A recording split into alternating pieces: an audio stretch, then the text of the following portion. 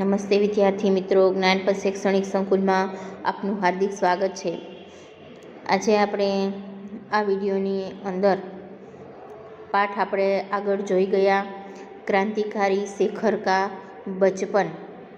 તો આ પાઠની અંદર આપણે જોયું જે ક્રાંતિકારી શેખર છે એના જે સ્વદેશ પ્રત્યેના જે વિચારો છે અને જે સ્વદેશીની ધૂન તેને લાગી હતી, આ બધું આપણે એ પાઠમાં જોયું.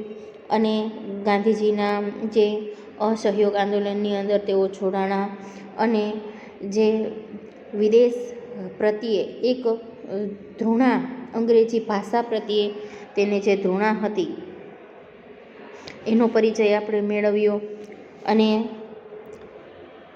છેલ્લે તેના પિતાજી તેને એવું કહે છે કે તેને તો અંગ્રેજી બોલતા આવડતું નથી, પણ હકીકતમાં આ ચંદ્રશેખર છે એને અંગ્રેજી ભાષા પ્રત્યે જ એટલી ધૃણા હતી, નફરત હતી.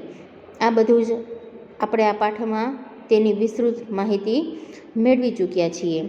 તો આજે આપણે આ વિડીયોની અંદર તેના જે સ્વાધ્યાયના જે પ્રશ્નોત્તર છે તેની આપણે વિસ્તૃત સમજૂતી મેળવીશું, જેથી કરીને તમને સમજવામાં સરળતા રહે. તો એમાં પહેલો પ્રશ્ન છે, शेखर के मन में विदेशी मात्र के प्रति घृणा क्यों हो गई थी? કે એને વિદેશ પ્રત્યે શું કામ એને નફરત હતી? તો જોઈએ, महात्मा गांधी ने देश में असहयोग आंदोलन शुरू किया था. चारों तरफ स्वदेशी की हवा बहने लगी थी. शेखर के मन में इसका गहरा प्रभाव पड़ा था. वह गांधी जी के प्रति अपार श्रद्धा रखता था. गांधी जी स्वदेशी वस्तुओं के उपयोग का आग्रह करते थे. विदेशी वस्तुएं देश की पराधीनता की प्रतीक बन गई थी. इसलिए शेखर के मन में भी विदेशी मात्र के प्रति घृणा हो गई थी. હવે શું કહેવા માંગે છે કે મહાત્મા ગાંધીજીએ જે દેશમાં અસહયોગ આંદોલન એને શરૂ કર્યું હતું અને ચારે બાજુ સ્વદેશીની હવા બહેને લગી હતી, એટલે કે સ્વદેશ પ્રત્યે જે એના તરફ સ્વદેશની જે ધૂન મનમાં જે તાલાવેલી લાગવી એ હતી.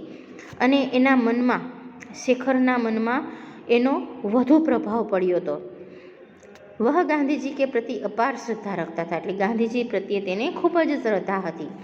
અને ગાંધીજીએ છે સ્વદેશી વસ્તુઓનો ઉપયોગ કરવાનો તે આગ્રહ રાખતા હતા.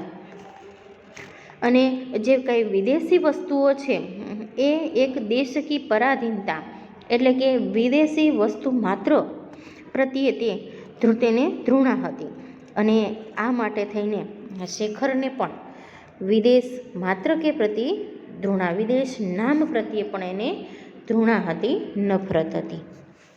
હવે આપણે બીજો પ્રશ્ન જોઈએ. शेखर के घर में अंग्रेजी भाषा के प्रति गहरा प्रभाव था, ऐसा हम कैसे कह सकते हैं? કે શેખરના ઘરમાં અંગ્રેજી ભાષા પ્રત્યે આટલો બધો લગાવ કેમ હતો, એ આપણે શાના ઉપરથી કહી શકીએ? शेखर के पिता और भाई घर में अंग्रेजी में बात करते थे. કે શેખરના પિતાજી અને તેના ભાઈઓ ઘરમાં અંગ્રેજીમાં વાતચીત કરતા હતા. पिता शेखर को भी भाइयों के साथ अंग्रेजी में बात करने के लिए प्रोत्साहित करते थे. કે એના પિતાજી છે એ શેખરને પણ પોતાના ભાઈઓની સાથે અંગ્રેજીમાં વાત કરવા માટે તેઓ પ્રોત્સાહિત કરતા હતા. शेखर भी शैशव से अंग्रेजी बोलता था. કે તે પણ બાળપણથી અંગ્રેજી જ બોલતો હતો. शेखर की पहली आया ईसाई थी और अंग्रेजी बोलती थी. જેની પહેલી આયા હતી, દેખરેખ રાખવાવાળી, તે અંગ્રેજી બોલતી હતી. उसका पहला गुरु भी एक अमेरिकन मिशनरी था जो दिन भर अंग्रेजी बोलता था. કે તેના જે પહેલા ગુરુજી છે એ પણ અમેરિકન હતા અને આખો દિવસ તે પણ અંગ્રેજી બોલતા હતા. शेखर को ऐसा लगता था जैसे अंग्रेजी ही उसके परिवार की मातृभाषा हो. કે શેખરને એવું લાગતું હતું કે જાણે અંગ્રેજી છે એ જ એની માતૃભાષા છે. परिवार में अंग्रेजी का ऐसा चलन देखो कर हम कह सकते हैं कि शेखर के घर में अंग्रेजी भाषा का गहरा प्रभाव था। કે એના ઘરમાં જે આ અંગ્રેજી ભાષાનું ચલણ જોઈને જ આપણે એવું કહી શકીએ કે શેખરના ઘરમાં અંગ્રેજી ભાષા પ્રત્યે ખૂબ જ પ્રભાવ હતો। ત્રીજો પ્રશ્ન જોઈએ, શેખરને નાટક लिखना कब आरंभ किया क्यों? કે તેને શેખરે નાટક લખવાની શરૂઆત ક્યારે કરી અને શા માટે? शेखर असहयोग और स्वदेशी आंदोलनों से अत्यंत प्रभावित था। कि शेखर છે असहयोग आंदोलन અને સ્વદેશી આંદોલનથી ખૂબ જ પ્રભાવિત હતો। उसे विदेशी मात्र से घृणा हो गई थी। तेने विदेश नाम प्रत्ये थी ने नफरत थी। अंग्रेजी भाषा से भी वह बेहद नफरत करने लगा था। कि अंग्रेजी भाषा प्रत्ये पण तेने खूब ज नफरत थी। परिवार के नियंत्रण के कारण वह सक्रिय रूप से किसी आंदोलन में भाग नहीं ले सकता था। कि परिवारना नियंत्रणना लीधे ते कोई पण आंदोलन में भाग लई सके तेम न हतो।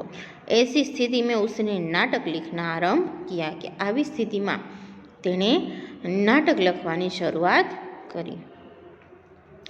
शेखर को गांधी जी के प्रति अपनी अपार श्रद्धा व्यक्त करनी थी। साथ ही उसे अपने हिंदी ज्ञान को भी प्रभावित करना था। इसलिए अपनी भावनाओं को प्रकट करने के लिए शेखर ने नाटक लिखना आरंभ किया।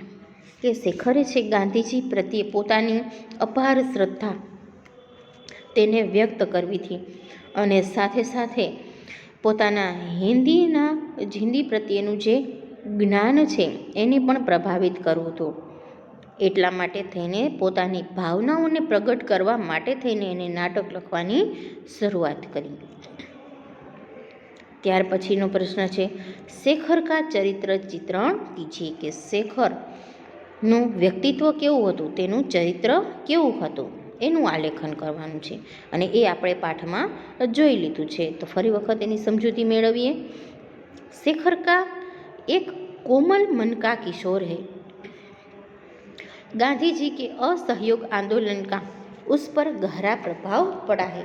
कि शेखर છે એ કોમળ મનનો એક નિખાલસ મનનો છોકરો હતો। ગાંધીજીના અસહયોગ આંદોલનનો તેના મન પર ખૂબ જ ઊંડો પ્રભાવ પડ્યો હતો।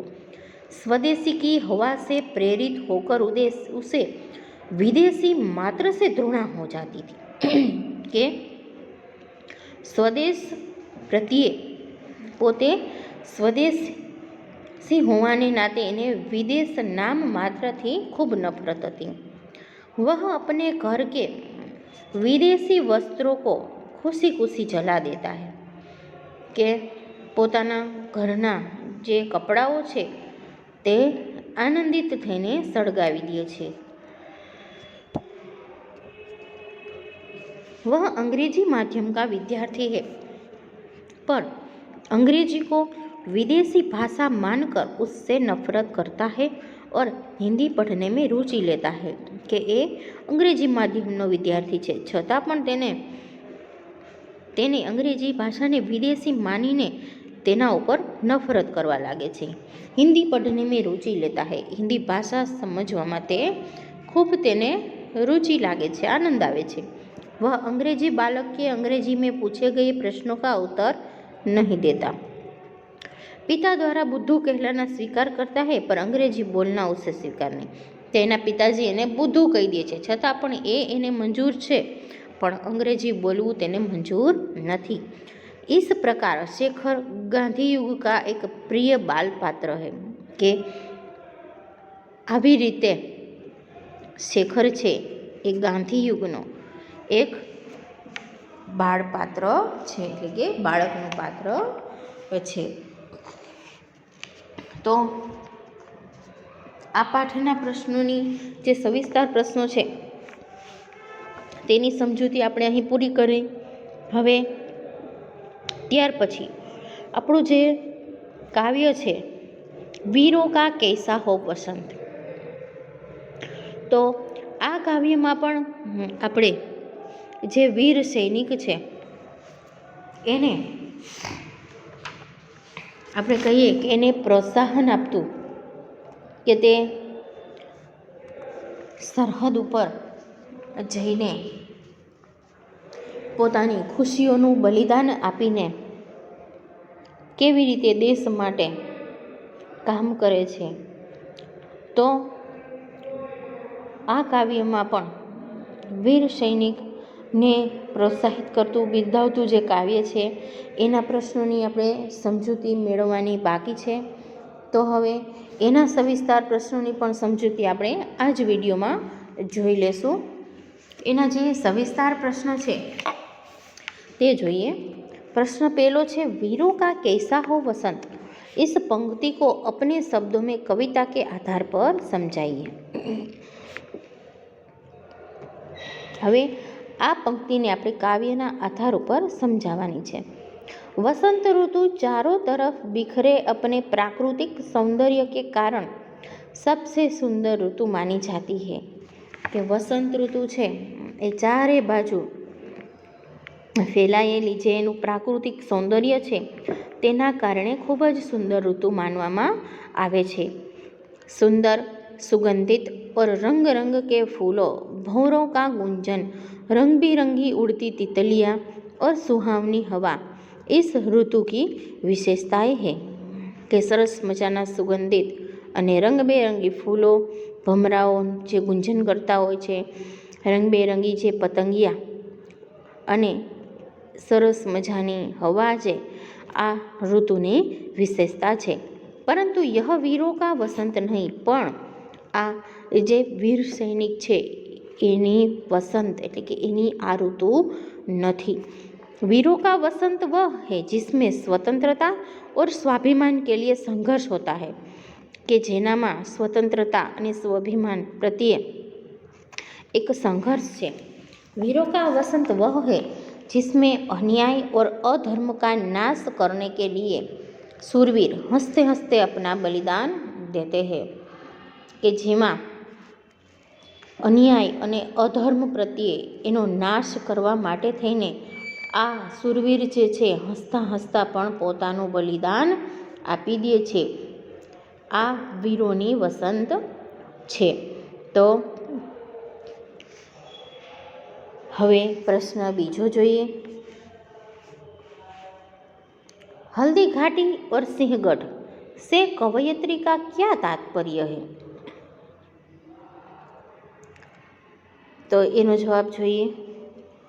मुगल सम्राट अकबर अनेक राजपूत राजाओं को अपने अधीन करना चाहता था, परंतु सफल नहीं हुआ। कि मुगल सम्राट अकबर જે છે એ બધા રાજાઓને પોતાને આધીન એટલે કે પોતે જેમ કહે એમ બધા કરે એવું કરવા માંગતો હતો, પણ તે સફળ થયા नहीं। महाराणा प्रताप अपनी स्वाधीनता गंवाने के लिए तैयार नहीं हुए। કે મહારાણા પ્રતાપ છે પોતાની સ્વાધીનતા પોતાનું સ્વાભિમાન જે છે એ હણાય એના માટે તૈયાર હતા નહીં। अंत में हल्दी घाटी के मैदान में अकबर और राणा प्रताप की सेनाओं में भयंकर युद्ध हुआ। कि अंतમાં हल्दी घाटी मैदाનમાં अकबर અને મહારાણા પ્રતાપની સેનાઓમાં બંને વચ્ચે ખૂબ જ યુદ્ધ થયું। इसी प्रकार सिंहगढ़ भी मुसलमान शासक के अधीन था। कि એવી જ રીતે સિંહગઢ પણ મુસલમાન શાસકોને અધીન હતો એટલે કે એના ઉપર આધારિત હતો। उस पर अधिकार करने के लिए शिवाजी महाराज के वीर सरदार तानाजी ने उस पर आक्रमण किया। કે એવામાં જ એના ઉપર અધિકાર જમાવવા માટે થઈને જે શિવાજી મહારાજના જે વીર સરદાર જે છે એનું નામ છે તાનાજી, तो इन्हें आक्रमण કર્યું। कड़ी टक्कर के बाद सिंहगढ़ हाथ में आया, पर अद्भुत वीरता दिखाते हुए तानाजी मालशूरे शहीद हो गए। કે બંને વચ્ચે ખૂબ જ ટક્કર થઈ અને ત્યાર પછી સિંહગઢ હાથમાં આવી ગયું, પણ તાનાજી છે એ અંતે છેલ્લે શહીદ થઈ જાય છે। कवयित्री कहना चाहती है कि हल्दी घाटी और सिंहगढ़ के संघर्ष बताते हैं कि वीरों का वसंत कैसा होना चाहिए।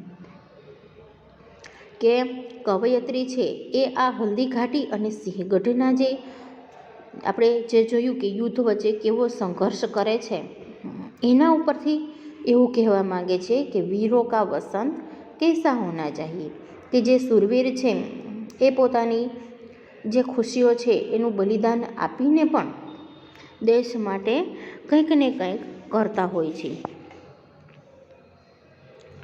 તો વીરોની વસંત તો આવી હોય છે એવું સમજાવવા માંગે છે. ત્યાર પછીનો જે પ્રશ્ન છે, હે કલમબંધી સ્વચ્છંદ નહીં સો સંદર્ભ સમજાઈએ, કે કલમ એટલે કે જે પેન છે એ પોતે પણ સ્વચ્છંદ નથી. આ પંક્તિ હવે કાવ્યના આધાર ઉપર સમજાવવાની છે. वीरों का कैसा हो वसंत, यह कविता तब लिखी गई थी जब देश पर अंग्रेजों का शासन था. હવે આ કવિતા ક્યારે લખવામાં આવી હતી? તો કે જ્યારે દેશ પર અંગ્રેજોનું શાસન હતું.